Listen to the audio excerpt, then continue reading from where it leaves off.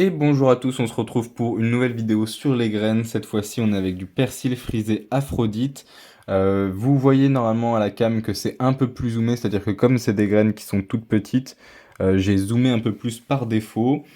On est du coup sur une graine dont le nom latin est en fait Petroselinum crispum 1000L Aphrodite. Donc le cultivar Aphrodite du Petroselinum pardon, crispum 1000L.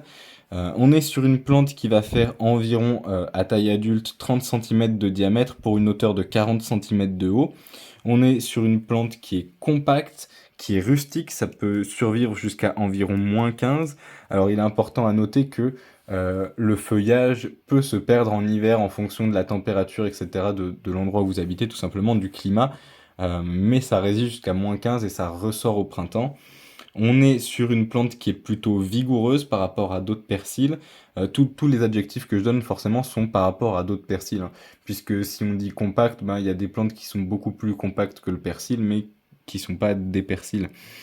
Bref, une couleur intense qui est vert foncé. On a une durée de vie d'environ 2 ans, mais il faut savoir que ça se ressème naturellement. Comme je le disais, on est sur des toutes petites graines qui, si je ne dis pas de bêtises, ont des poils normalement et ont été ébarbées ici.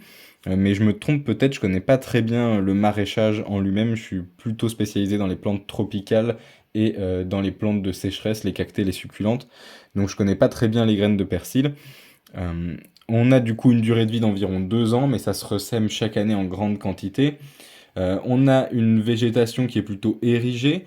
On a une fleur qui est blanche, ou plutôt des fleurs blanches, plein de petites fleurs blanches. Un semis qui se fait de janvier à septembre. On est sur 10 à 18 jours de levée, donc ça peut être long à germer. Ce qu'on appelle la levée, c'est la sortie des premières feuilles, des cotylédons. Euh, on a une germination qui se fait entre 10 et 27 degrés et une exposition qui est plutôt soleil mi-ombre. Donc on est sur une plante qui est assez intéressante puisqu'elle va permettre d'être récoltée tard dans l'année, ce qui est moins le cas des persils simples, dans le sens où le feuillage se perd quand il fait vraiment froid, il y a toujours des feuilles utilisables. Alors attention, elles sont bien plus fermes, elles sont beaucoup moins tendres qu'à la belle saison, mais ça reste du persil utilisable. Si c'est pour en faire en sauce ou le faire sécher pour le réduire en poudre, des choses comme ça, c'est tout à fait faisable. Donc sa grande capacité d'utilisation au cours de l'année est intéressante. Le fait qu'elle soit compacte et vigoureuse, c'est intéressant aussi. On peut la couper régulièrement et ça va repousser. Et on a aussi la fleur qui est assez sympathique, même si elle n'est pas très visible. Euh, voilà, tout simplement. Autrement, on est quand même sur une durée de levée qui est assez longue, mais ça peut germer à partir de 10 degrés, donc assez bas, assez tôt dans l'année. Voilà, plutôt des avantages selon moi. Je vous dis merci à tous et bonne journée.